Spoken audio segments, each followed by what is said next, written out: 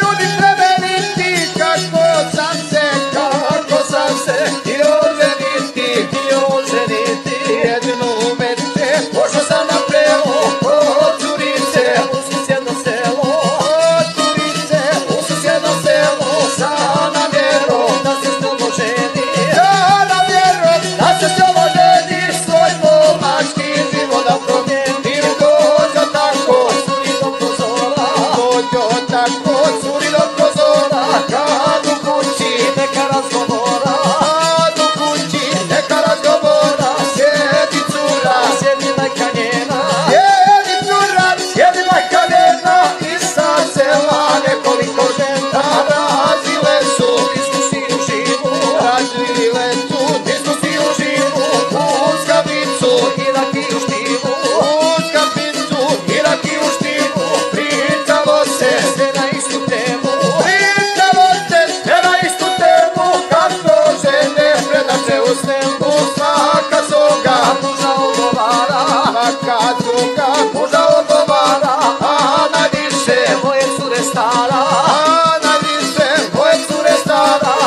Evo rukom zagrlila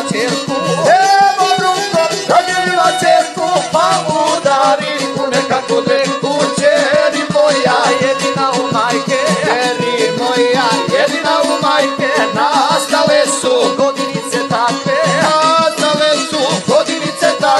Džaba što si goruvena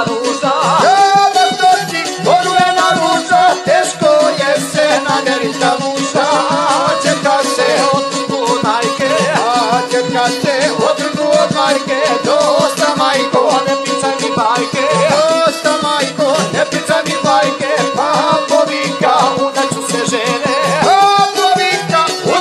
žene, sam mladića koji voli mene, a ja njega ne volim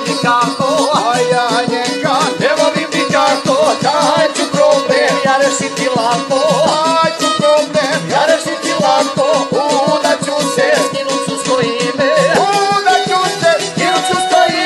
ja i tako neću živjet s njime. U Njemačku njega ću poslati,